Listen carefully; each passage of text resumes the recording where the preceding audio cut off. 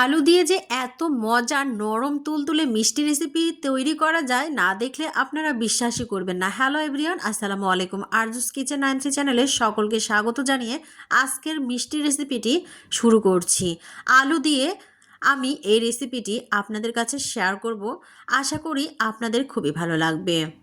আলু এবং ঘরে থাকা কয়েকটি উপকরণ দিয়ে কিন্তু এই মিষ্টির রেসিপিটি তৈরি করা যায়। এতটাই লোভনীয় এবং এতটাই স্বাদ হয়, বাচ্চারা তো খুবই পছন্দ করে এবং পরিবারে ছোট বড় সকলেই কিন্তু তৃপ্তি সহকারে খেতে পারবে এই মিষ্টি রেসিপিটি। এতটাই লোভনীয় এবং পারফেক্ট হয়। দোকানের মিষ্টির থেকেও কিন্তু কোনো অংশে কম নয়। একবার ট্রাই করলে অবশ্যই বুঝতে পারবেন এই মিষ্টিটি কতটা লোভনীয় এবং কতটা স্বাদ হয়। আসুন কথা না বাড়িয়ে ভিডিওটি শুরু করি। আমি মিষ্টি রেসিপিটি কিভাবে তৈরি করলাম। প্রথমে আমি নিয়ে নিলাম আলু কিন্তু দুইটা আমি সেদ্ধ করে নিয়েছিলাম ফালি ফালি করে। এরপরে কিন্তু আমি গ্রেটার দিয়ে ভালোভাবে গ্রেট করে নেব, যাতে ভেতরে দানা দানা ভাব না থাকে। ভালোভাবে মেশ করে নিতে হবে। আলু দিয়ে মিষ্টি রেসিপি ভাবতে গেলে কিন্তু অবাক লাগে, আসলে অবাক করার কিছুই নেই। আলু দিয়ে যে দুর্দান্ত নরম তুলতুলে মিষ্টি রেসিপি তৈরি করা যায়, ভিডিওটি স্কিপ করবেন না, পুরো ভিডিওটি জুড়ে থাকার অনুরোধ রইল। তাহলে মূল্যবান জিনিসগুলো আপনারা মিস করবেন না। আশা করি বুঝতে পারবেন। আমার আলুগুলো গ্রেট করে নেওয়া হয়ে গিয়েছে। এরপরে আমি একটা বাটিতে একটি ডিম ভেঙে নেব এবং সুন্দরভাবে ফেটিয়ে নেব। ভালোভাবে ফেটিয়ে নিয়ে ডিমের বাটিটা আমি এক সাইডে রেখে দিচ্ছি। এরপরে যে আলুটা গ্রেট করে রেখেছিলাম সে আলুটা নিয়ে আমি এখানে যে উপকরণগুলো লাগছে, হাফ কাপ পরিমাপ সুজি দিয়ে দিলাম। এরপরে দিয়ে দিচ্ছি হাফ কাপের একটু কম ময়দা। এরপরে দিয়ে দিচ্ছি হাফ কাপ পরিমাপ গুঁড়া দুধ, স্বাদ মতো লবণ, 1 চামচ বেকিং পাউডার, হাফ চামচ বেকিং সোডা। বাস এতটুকুই। সমস্ত উপকরণগুলো ভালোভাবে মেখে নিচ্ছি। আর মেখে নিয়ে ভালোভাবে একটি নরম সফট ডো তৈরি করে নিচ্ছি। এখানে কিন্তু পানির ব্যবহার করা যাবে না। সমস্ত উপকরণগুলো মেখে নেওয়ার সময় বুঝে নিতে হবে এখানে কতটুকু ডিম লাগছে। ডিমটা কিন্তু একবারে দেওয়া যাবে না, অল্প অল্প করে দিয়ে কিন্তু এই ময়ামটা রেডি করতে হবে। এখানে ডিমটা আমি অর্ধেকটা নিলাম। এরপরে আমি মেখে নিচ্ছি। মেখে নেওয়ার পরে আমি দেখে নেব যে আরও একটু ডিম লাগবে কিনা। ঠিক এভাবেই কিন্তু মেখে মথে ভালোভাবে ডো তৈরি করে নিয়ে আমি 20 মিনিটের মতো রেস্টে রেখে দেব। কারণ এখানে সুজি আছে, আর সুজি থাকার কারণে কিন্তু রেস্টে রেখে দিলে ফুলে ফেপে একদম বেশি হয়ে যাবে, আর সেজন্য একটু রেস্টে রেখে দিতে হবে। ভিডিওর এই পর্যন্ত যারা চলে এসেছেন একটা লাইক দিতে ভুলে গেছেন, অবশ্যই একটা লাইক দিয়ে পুরো ভিডিওটা স্টার্ট করার অনুরোধ রইল। ভিডিওটি স্কিপ করবেন না, ভিডিওটি কিন্তু একদমই অ্যামাজিং হতে চলেছে। এতটাই সুস্বাদু হয় এই রেসিপির সাথে থাকবেন। যদি ভালো লেগে থাকে অবশ্যই চ্যানেলটি সাবস্ক্রাইব করে রাখবেন। এরপরে আমি যাচ্ছি চুলায় একটি ফ্রাই প্যান বসিয়ে এখানে হাফ কাপের 2 কাপ পরিমাপ চিনি দিয়ে দিলাম, আর দিয়ে দিলাম এরই ডাবল হচ্ছে পানি। এরপরে ভালোভাবে জাল করে নিতে হবে। চিনিটা গলে যাওয়া পর্যন্ত অপেক্ষা করতে হবে, সামান্য একটু বলক তুলে নিতে হবে। এরপরেই কিন্তু আমার শিরাটা রেডি হয়ে যাবে।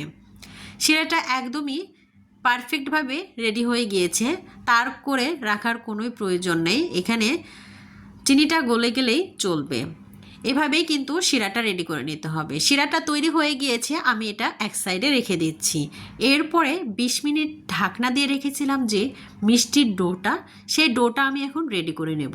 হাতে সামান্য তেল মাখিয়ে নিয়েছি, আর এখানে আরও একটু মেখে মথে নিয়েছি। নেওয়ার পরে আমি এখানে গোল গোল শেপ দিয়ে নেব। আপনারা চাইলে লম্বা লম্বাও করতে পারেন, কিংবা অনেক রকমের শেপ দিয়ে করে নিতে পারেন।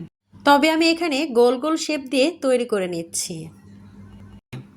দেখুন কিভাবে তৈরি করে নিচ্ছি, একটু বড় বড় করে।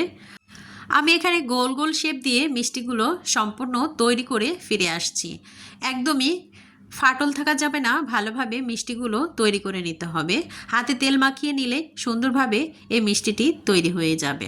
দেখুন একটা মিষ্টি আমি তৈরি করে নিয়েছি। এরপরে সমস্ত মিষ্টিগুলো আমি একই মাপে তৈরি করে নিচ্ছি। আমার চ্যানেলে নতুন বন্ধুরা যারা অলরেডি চলে এসেছেন অবশ্যই চ্যানেলটি সাবস্ক্রাইব করে দিয়ে পাশে থাকা বেল বাটনটি অন করে রাখবেন, তাহলে আমার নিত্য নতুন ইউনিক রেসিপিগুলো পৌঁছে যাবে সবার আগে আপনাদের কাছে, আর সময় সুযোগ বুঝে আপনারা দেখে নিতে পারবেন। যদি এই ভিডিওটি ইউটিউব চ্যানেল থেকে দেখেন অবশ্যই চ্যানেলটি সাবস্ক্রাইব করে রাখবেন, আর যদি ফেসবুক পেজ থেকে দেখেন অবশ্যই পেজটি ফলো দিয়ে রাখার অনুরোধ রইল, তাহলেই সবসময় আমার এই ভিডিওগুলো দেখতে পারবেন। আমার মিষ্টিগুলো সম্পূর্ণ রেডি হয়ে গিয়েছে। এরপরে আমি চুলায় ফ্রাই প্যান বসিয়ে এখানে পানি ফুটিয়ে নেব। এখানে পানি পরিমাপ করে দেওয়ার কোনোই কিছু নেই, পানিটা একটু বেশি দিলেই চলবে, কারণ মিষ্টিগুলো অনেক বড় বড়। এই জন্য ফুটিয়ে নেওয়ার পরে কিন্তু আমি মিষ্টিগুলো এখানে ছেড়ে দিচ্ছি, আর এখানে বলক তুলে নেব মিষ্টিগুলো। এখানে যখন মিষ্টিগুলো ফুলে ফেপে উপরে উঠে আসবে তখনই কিন্তু মিষ্টিগুলো রেডি হয়ে যাবে। এখানে আমি ঢাকনা দিয়ে ঢেকে কুক করে নিচ্ছি। কিছুক্ষণ পর পর কিন্তু নাড়াচাড়া করতে হবে। ঢাকনাটা আমি আবারও উঠিয়ে একটু নেড়েচেড়ে নেব। ঢাকনাটা একটু উঠিয়ে এরপরে আমি নেড়ে নেব যাতে এগুলো নিচে লেগে না যায়। সামান্য একটু লেগে গিয়েছে, তবে এগুলোকে উঠিয়ে নিতে হবে। কাঁচা অবস্থায় নাড়াচাড়া করলে কিন্তু এগুলো ভেঙে যাওয়ার সম্ভাবনা থাকে। দেখতেই পাচ্ছেন ভেতরে ফাঁপালো এবং অনেক সুন্দর হয়েছে। আবারও আমি ঢাকনা দিয়ে ঢেকে কুক করে নেব আরও কিছুক্ষণ। খেতে কিন্তু অসাধারণ লাগে এই মিষ্টি রেসিপিটি, একদমই অবাক করা এবং এতটাই সুস্বাদু হয় খেতে, একবার বাসায় ট্রাই না করলে বুঝতে পারবেন না। আবারও ঢাকনা উঠিয়ে আমি একটু পানি দিয়ে দিয়েছি ওপর দিয়ে, যেমন আমরা স্পঞ্জ মিষ্টি তৈরি করি, একটু ওপর দিয়ে পানি দিয়ে আবারও ঢাকনা দিয়ে ঢেকে কুক করে নেই। ঠিক এভাবে আমি মিষ্টিগুলো তৈরি করে নিয়েছি। দেখুন ফুলে ফেপে বড় হয়ে উপরে উঠে এসেছে, ভেসে উঠেছে। কতটা লোভনীয় হয়েছে এই মিষ্টিগুলো। এখন এই মিষ্টিগুলো আমার কুক করে নেওয়া হয়ে গিয়েছে, চুলাটা অফ করে দিয়েছি। আমি এগুলোকে ছাকনা দিয়ে ছেঁকে উঠিয়ে নিচ্ছি। এরপরে চিনির শিরাটা তৈরি করে রেখেছিলাম, সেই চিনির শিরাতে আমি এই মিষ্টিগুলো দিয়ে দেব। এরপরে ডেকোরেশন করে দেখাবো কতটা লোভনীয় এবং পারফেক্ট হয়েছে। এরপরে চুলায় আমি একটা ফ্রাই প্যান দিয়েছি, আর আমি শিরাগুলো একটা বাটিতে ঢেলে রেখেছিলাম। এই বাটির শিরাগুলো আমি এখানে ঢেলে দিলাম। এখন মিষ্টিগুলো এর উপরে দিয়ে কিছুক্ষণ জাল করে নেব, তাহলেই মিষ্টিগুলো ভেতরে শিরাগুলো পৌঁছে যাবে এবং খেতে দুর্দান্ত লাগবে। আমার এই ভিডিওটি যারা দেশ এবং দেশের বাইরে থেকে দেখছেন তাদেরকে অসংখ্য ধন্যবাদ, এবং সবসময় যারা আমার ভিডিওটি দেখেন এবং লাইক কমেন্ট করেন তাদেরকে অসংখ্য ধন্যবাদ এবং হৃদয়ের গভীর থেকে অনেক ভালোবাসা। ভিডিওতে দেখতে পাচ্ছেন আমি কিভাবে মিষ্টিগুলো কুক করে নিচ্ছি, ঠিক এভাবেই কিন্তু আপনারাও কুক করে নেবেন, পারফেক্টলি মিষ্টি রেসিপি তৈরি করে নিতে পারবেন। দেখুন ভেতরে কিন্তু অনেক সুন্দর জালিদার হয়েছে। আবারও ঢাকনা দিয়ে ঢেকে কুক করে নিয়ে ঠান্ডা হয়ে ফিরে আসছি। এরপরে একটা বাটি নিয়েছি, বাটিতে আমি সার্ভ করে নিচ্ছি। একটু গরম আছে, তারপরও আমি এটাতে ঠান্ডা করে নেব।